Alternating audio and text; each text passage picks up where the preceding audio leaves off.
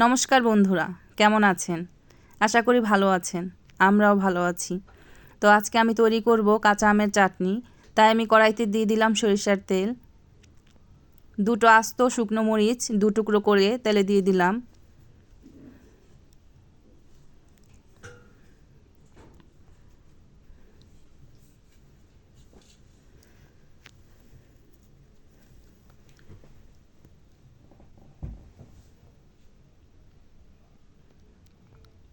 এখন আমি দিয়ে দিলাম আস্ত জিরে।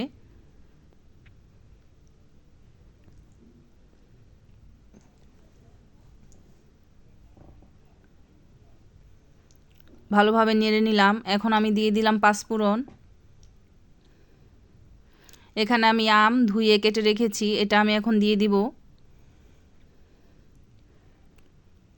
এখন আমি ভালোভাবে নেড়ে নিব।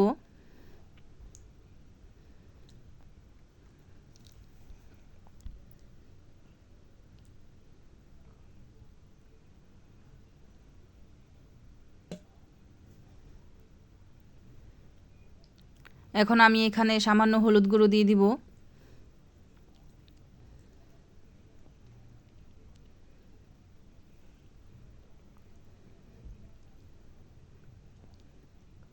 সামান্য মরিচ গুঁড়ো দিব।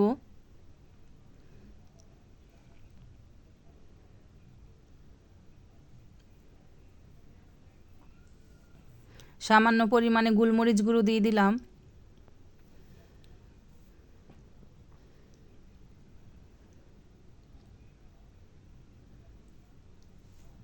এখন আমি স্বাদ মতো লবণ দিয়ে দিব। আপনারা চাইলে পরেও আবার দিতে পারেন। এখন আমি ভালোভাবে নেড়ে নিব।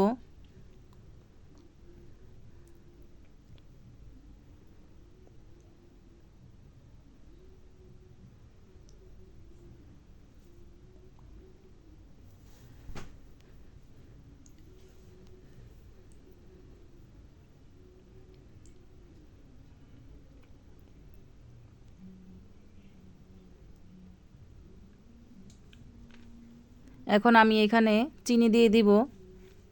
আমার চাটনিটা হবে টক মিষ্টি।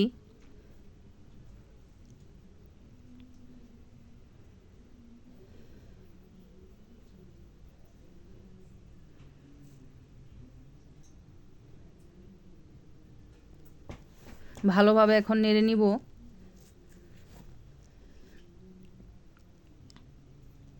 এখানে আমি আবারও আরেকটু চিনি দিয়ে দিলাম। আমগুলো অনেক টক ছিল।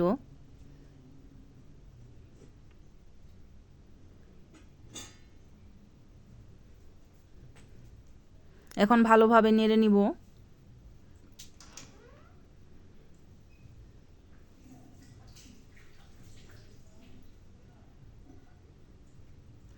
এখানে আমি পানি দিয়ে দিব অল্প পরিমাণে।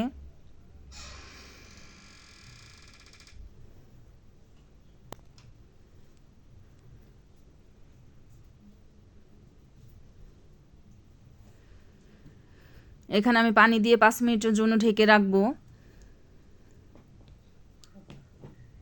আমগুলো যেন নরম হয়ে যায়, এর জন্য।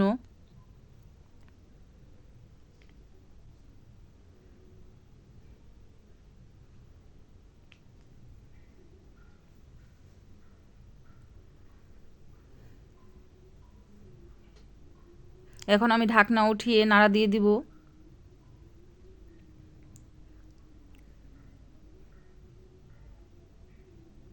আমি আবারও আরেকটু চিনি দিয়ে দিলাম। আমগুলো গলে যাওয়ার পরে টকটা একটু ছেড়ে দিয়েছে, এর জন্য আরেকটু চিনি দিয়ে দিলাম।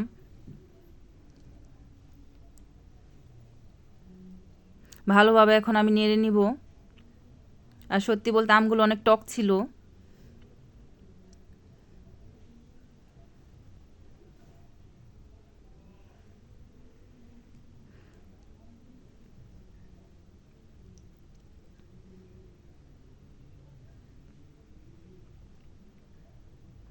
ভালোভাবে আমি এখন জাল করে নিব।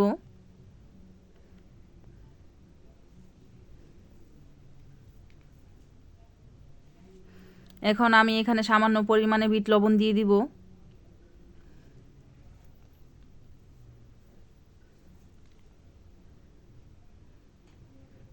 দিয়ে ভালোভাবে নেড়ে নিয়েছি।